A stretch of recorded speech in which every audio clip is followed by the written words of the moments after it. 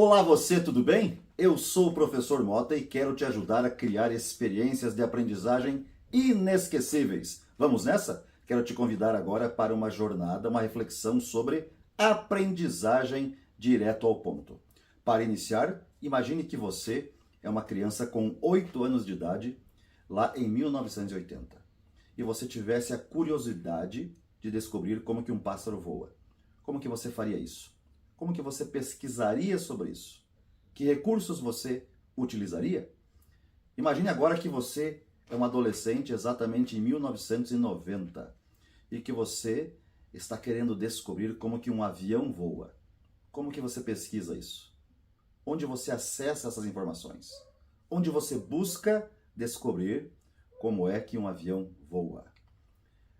Não pode me dizer, em hipótese alguma, que você pesquisaria em algo relacionado à internet, pois ela começou a existir entre nós aqui desde 1995. Aqui está a capa de uma revista que anuncia a chegada da revista Veja. E essa revista é exatamente de março de 1995.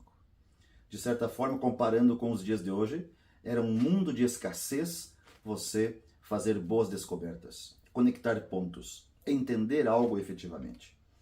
Imagine que hoje o seu aluno, dessas duas idades que eu citei, ou até mesmo um aluno de graduação, se ele quiser hoje descobrir como que um carro voador autônomo elétrico voa, onde ele pesquisa? Que recursos ele busca? Talvez, certamente, ele busque a um Google, a uma inteligência artificial, ele busque uma wiki, busque um vídeo no YouTube. Ou seja, hoje nós temos diversos canais onde um ser humano pode pesquisar algo, inclusive conversar com pessoas, inclusive pesquisar em livros, em artigos, mas certamente essa via eletrônica ela é mais rápida, mais intuitiva, faz parte do dia a dia. Diante desse cenário diferente, eu quero te fazer a seguinte pergunta: por qual motivo uma instituição de ensino existe? Ou melhor, por qual motivo uma instituição de ensino ainda existe? Eu te pergunto isso, estimado educador, porque eu fui uma vida toda professor de física para o ensino médio, cálculo diferencial integral para a engenharia, e eu já fiz uma espécie de dever de casa pesquisando os meus conteúdos em vias eletrônicas. E eu posso afirmar que, de alguma forma, todos os meus conteúdos de física e cálculo estão na nuvem, estão em algum lugar da internet. Se um aluno consegue encontrar os meus conteúdos de forma rápida e fácil, mediante alguns cliques, qual é o meu papel hoje em sala de aula? Volto à pergunta: por qual motivo uma instituição de ensino ainda existe? Talvez vocês digam, professor Mota, uma instituição de ensino existe para ensinar. Agora a questão é ensinar com quais objetivos? Talvez alguns de vocês digam assim, professor Mota, o nosso objetivo ao ensinar é preparar os nossos alunos para o mundo. E a questão é a seguinte: para qual mundo estamos preparando os nossos alunos? Para qual mundo? O mundo passado? Ou nós estamos realmente olhando para o futuro? Talvez alguns de vocês digam assim, professor Mota, a gente se esforça aqui na intenção de preparar os nossos alunos para o futuro. A gente olha para eles e quer colocá-los em algum lugar nobre, algum lugar feliz no futuro. A questão é a seguinte: para qual futuro vocês estão preparando os alunos de vocês? Para qual futuro? Com que competências, habilidades e atitudes eles estão saindo das suas mãos para efetivamente ter sucesso e felicidade no futuro? Porque, afinal de contas, ao longo de uma jornada acadêmica, vou citar apenas alguns segmentos.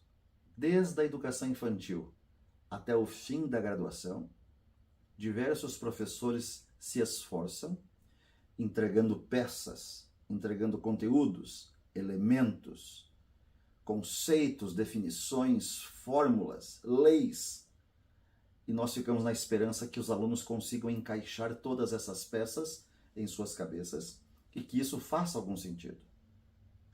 Nós desejamos, desse jeito, prepará-los para o mundo e para o futuro. Será que estamos tendo sucesso efetivamente nessa nossa jornada docente? Recentemente, a Unesco, mais precisamente em 2021, lançou uma espécie de manifesto clamando aos educadores o seguinte: vamos reimaginar juntos os nossos futuros? Fazer uma espécie de novo contrato social para a educação? Porque tem como fazermos uma educação diferente.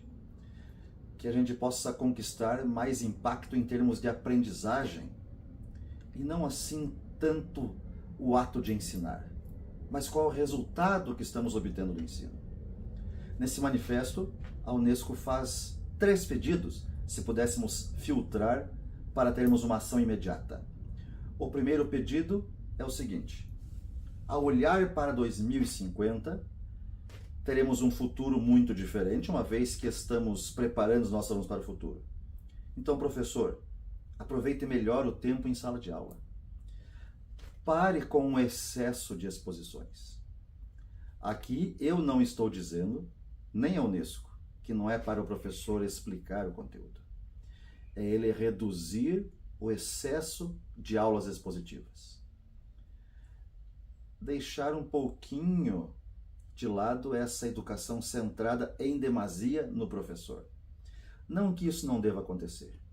É que quando o professor reduz o tempo de exposição do conteúdo, ele cria tempo para outras oportunidades de fazer coisas incríveis com seus alunos. O primeiro pedido é: professor, reduza o tempo de exposição dos conteúdos. Segundo pedido: vamos aumentar o fazer juntos. Vamos aumentar o fazer com as pessoas em sala de aula. Ao reduzir o tempo de exposição, o professor consegue um tempo para a experimentação, para o mão na massa, para o hands-on, para o maker, para o fazer juntos. Tirar os alunos das filas, onde cada aluno olha para a nuca do colega, para que eles possam olhar nos olhos. Aumentar o fazer juntos é o segundo pedido. E por fim, precisamos criar novos espaços de aprendizagem. Criar lugares analógicos ou digitais, plugados ou desplugados, dentro ou fora de sala de aula. Criar novos espaços para que possamos engajar os nossos alunos, para que eles queiram fazer, queiram realizar, queiram descobrir aquilo que queremos como objetivo das nossas aulas. Criar novos espaços de aprendizagem é fundamental nos dias de hoje. E também trago aqui um cenário que é uma espécie de pedido do último Fórum Econômico Mundial. O último Fórum Econômico Mundial, ele elencou uma espécie de 4 Cs. 4 letras C. A primeira delas é a seguinte: educadores, bora reunir ferramentas, ingredientes, estratégias, metodologias para melhorar a comunicação dos nossos alunos. O primeiro C é o C da comunicação, pois afinal de contas, sem comunicação nada ocorre, seja verbal, seja escrita, seja visual. E ainda mais nos dias de hoje, onde temos aí a inteligência artificial lado a lado com a educação. O grande sucesso de você encontrar respostas adequadas, boas, em uma inteligência artificial, é você saber fazer boas perguntas. Inclusive, há um nome específico chamado prompt a essa pergunta, a esse pedido que você faz para uma inteligência artificial, a fim de obter alguma resposta. Diante desse mundo exponencial, eu preciso melhorar a comunicação dos meus alunos. E eu só consigo isso se eu der uma olhadinha nos pedidos anteriores da Unesco. Professor, pare de falar demais, bora fazer mais coisas juntos com os alunos, e também nós temos que criar novos espaços para que os alunos se comuniquem. Segunda letra C é o C da colaboração. Isso aqui deu match com o pedido da Unesco. Fazer juntos, a colaboração. Ninguém nesse mundo faz coisas incríveis sozinho. Aumentar a colaboração em sala de aula. E um elemento é consequência do outro. A partir do momento que o professor diminui o excesso de exposição, ele cria momentos para a colaboração. De maneira que o lugar do professor não é mais lá na frente da sala de aula, entre o quadro e os alunos. O lugar do professor é também estar entre os alunos, fazendo as coisas juntos. Teamwork, colaboração. O terceiro C é o C da criatividade. E aqui professores precisam colocar na sua caixa de ferramentas docente novas metodologias para esse despertar da criatividade nos alunos. Metodologias ativas como, por exemplo, aprendizagem baseada em projetos, aprendizagem baseada em desafios, aprendizagem baseada em times, uma aprendizagem baseada em fenômenos, onde os alunos são, de certa forma, desafiados a resolverem algo, a produzirem um protótipo, a elaborarem boas respostas acerca de um conteúdo, de um problema, de um desafio, sem a preocupação docente de querer que o aluno chegue no gabarito, mas sim desejar que o aluno encontre respostas, traga algo, realize algo, faça algo, para que o professor sobre isso possa lapidar, de maneira que não há um corte inicial da criatividade. É uma espécie de vou pagar para ver o que os alunos me trazem e a gente vai trabalhar em cima disso, para que eu possa criar oportunidades do desenvolvimento da criatividade em meus alunos. E o último C é o C do pensamento crítico, para que os alunos olhem para as nossas aulas, nossos conteúdos, nossas tarefas, olhem para o mundo de um jeito crítico, com argumento, com fundamentação, com base, para que ele possa opinar, para que ele também possa aprender a interagir com os seres humanos. Esse pensamento crítico não é no sentido de querer criticar tudo o que está diante de nós, mas querer ir além, descobrir mais. Essa criticidade em prol de amplificar a aprendizagem humana. Isso é especial demais. Quando nós refletimos sobre isso que eu estou trazendo aqui, eu preciso pensar em 3 momentos que são muito especiais sob o ponto de vista educacional, efetivamente. Quando, por exemplo, eu vejo um pedido para que o professor reduza a exposição do conteúdo, isso não é sinônimo de professor não pode mais explicar o conteúdo. É evidente que pode. Esse momento da explicação do professor, da lecture, da aula, ele é fundamental nesse processo todo. O que não pode é um professor ficar falando 200 dias letivos. Um semestre letivo o professor falando. Mas o professor pode falar. Pode e deve explicar. Afinal de contas, quando o professor está explicando, ele leva os alunos a pensarem. A abstração, a cognição, as sinapses, as faíscas aqui dentro. Quando o professor está falando, ele atinge um extremo do corpo humano que é o cérebro. Leva os alunos a diversos lugares.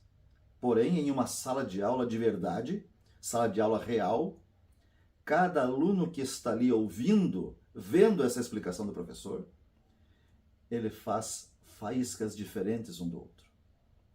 Pois a maneira como aquele aluno entenderá a frase do professor, a explicação no quadro, a imagem no slide, o filme, a demonstração é diferente um do outro. Ao longo da vida desse aluno, ele foi criando camadas em função das vivências que teve. Ele chega até você naquele momento com um certo comportamento. Portanto, ele vai entender aquela sua explicação de um jeito diferente. Aqueles diversos alunos em sala de aula entendem mensagens diferentes acerca da explicação do professor. Porém, nós, professores, somos tão bons em explicar algo que, de forma média, numa sala de aula, só em atingir ao cérebro do aluno, nós já conquistamos um certo grau de aprendizado. Mas não deve parar por aí. Não é só com o professor falando e explicando que o aluno entende. Nós precisamos ir além da cognição, dessa abstração, desse pensar. Pois o professor, por diversas vezes, pede para que o aluno coloque a mão em algo. Quando o professor termina de explicar um pedacinho no quadro do seu conteúdo, alguns professores dizem, agora eu quero que vocês anotem isso. Ele pediu para que o aluno coloque a mão. Pessoal, agora o professor vai fazer o exercício 1 e o 2, eu quero que vocês copiem, eu já vou explicar. Anotem, copiem. Pessoal, agora que eu já fiz o exercício 1 e o 2, façam o 3 e o 4 e o 5. Façam, coloquem a mão. Agora, tais exercícios ficam de tarefa de casa. Vai lá e coloque a mão. Ou seja, estou convocando o aluno para a ação, para a prática.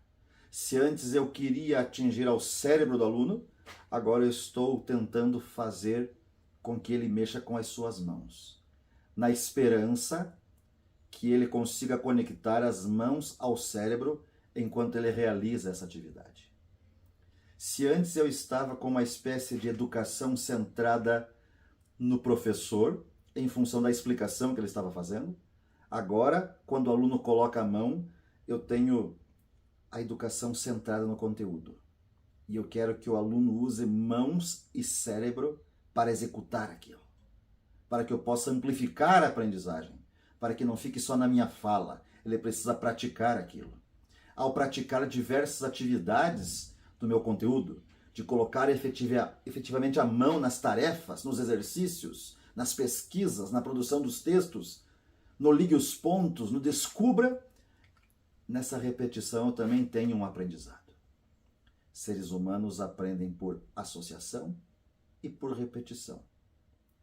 Arrisco dizer que desse jeito, pensando e fazendo algo, é como aconteceu a educação de todos nós, de todos vocês que estão me ouvindo. A maior parte do tempo estávamos fazendo estes exercícios. Pensar e fazer. Nem sempre a nossa mão estava conectada ao cérebro. Porque há um terceiro elemento que é fundamental nos dias de hoje. Até mesmo porque precisamos ter esse desejo de também desenvolver competências socioemocionais. É quando eu coloco as pessoas para realizarem algo juntos no espaço da escola, no espaço da universidade. Quando eu coloco os alunos para resolverem, criarem, desenvolverem algo juntos, primeiro que agora eles estão olhando nos olhos, cada um com o seu jeito de ser, com o seu comportamento até então. É possível reconhecer em uma resenha da resolução de um problema ou da realização de um trabalho de escola diversos tipos de sentimentos, olhares, rostos, gestos, caras e bocas. Sentimentos estão ali. Certamente os meus alunos em grupos, em equipes, em times, eu tenho eles fazendo as sinapses, eles colocando a mão, mas principalmente sentindo algo. Esse sentir também é fundamental para a aprendizagem humana. O sentir é especial demais para que um ser humano também aprenda. Para que eu tenha aprendizagem, eu preciso que um ser humano pense. Eu preciso que ele faça. Eu preciso que ele sinta. De maneira que esse sentimento que temos ao longo das realizações das aulas, durante uma vida acadêmica, também nos ajudam a moldar o comportamento.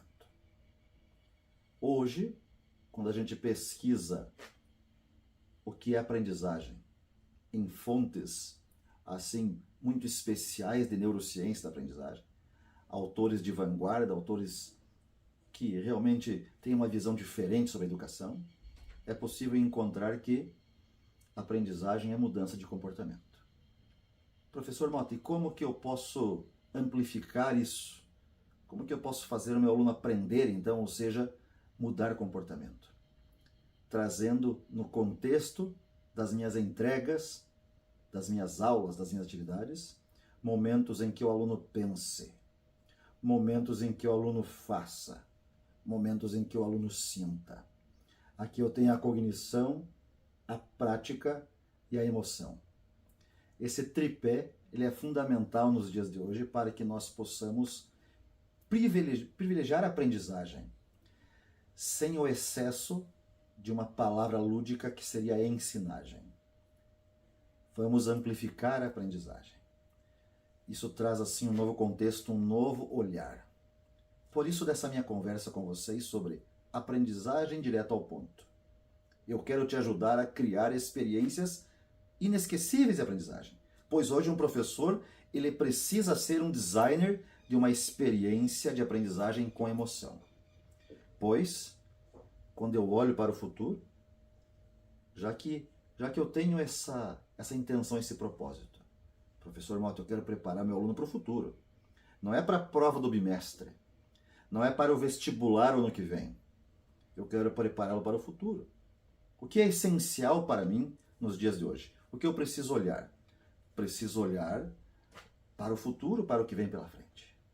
Por exemplo, hoje nós já temos excelentes resultados de computação quântica, que é um computador muito mais poderoso em termos de processamento e rapidez comparado com os nossos computadores. Ao olhar para o futuro, eu vejo computação quântica. Ao olhar para o futuro, bem próximo de nós, eu vejo uma internet 6G.